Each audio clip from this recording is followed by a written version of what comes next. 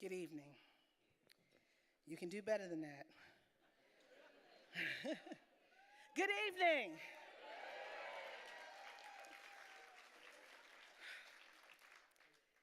I should be acting like this in the White House.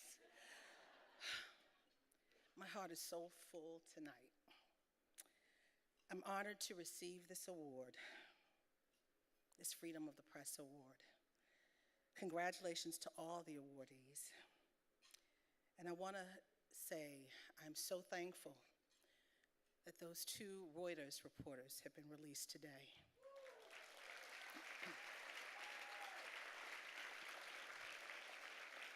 This is a moment that we need to mark about press freedom around the world, but particularly tonight here at home. I'm humbled as a woman who grew up in Baltimore. Yes.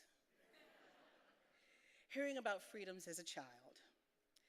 I was born just a few years after the passage of the Civil Rights Act and the Voting Rights Act.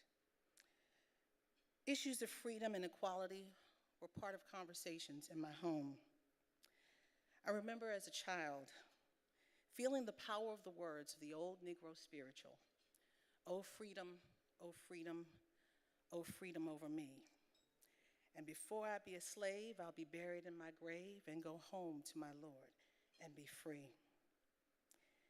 Today, like yesterday, freedoms are challenged. The challenge of equality and freedom of the press are ever present. As a member of the White House Press Corps for the last 22 years for the American Urban Radio Networks, and for the last 2 as a CNN political analyst,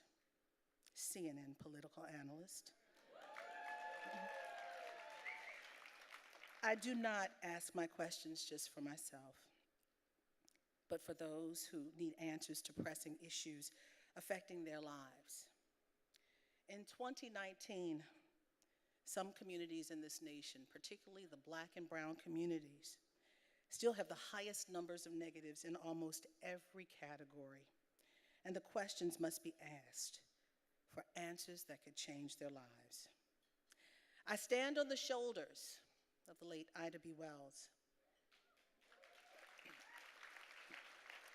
Alice Dunnigan, Ethel Payne, Harry McAlpin, and our friends, Helen Thomas and Gwen Ifill.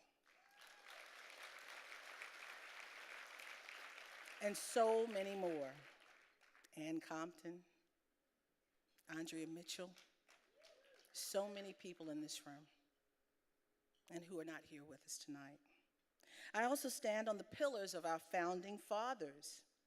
I'm sure our founding fathers never expected an April Ryan to be in that briefing room, questioning 4 American presidents: Bill Clinton, George W. Bush, Barack Hussein Obama, and now Donald John Trump. I stand on the First Amendment, freedom of the press, but I also stand on another document, the Kerner Commission report. Yes, that was ordered by then President Lyndon Baines Johnson. He asked an 11-member panel to come together to find out why there was unrest in cities like in Newark, New Jersey, because of police-involved abuses.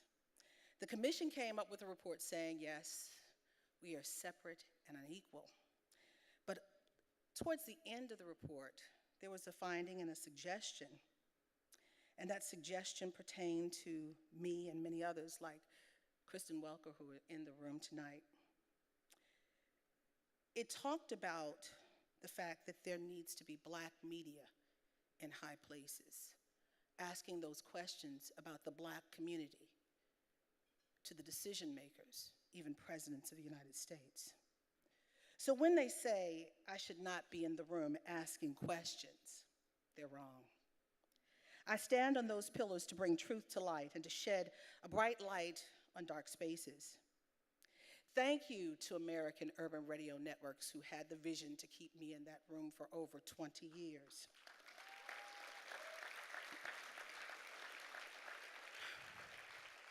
And I especially want to thank Table 14, Raise Your Voices, my CNN family, Sometimes it's hard. People can't handle your truth. They've handled my truth. They've been there when the FBI has been called. They've been there when the police have had to come to my home.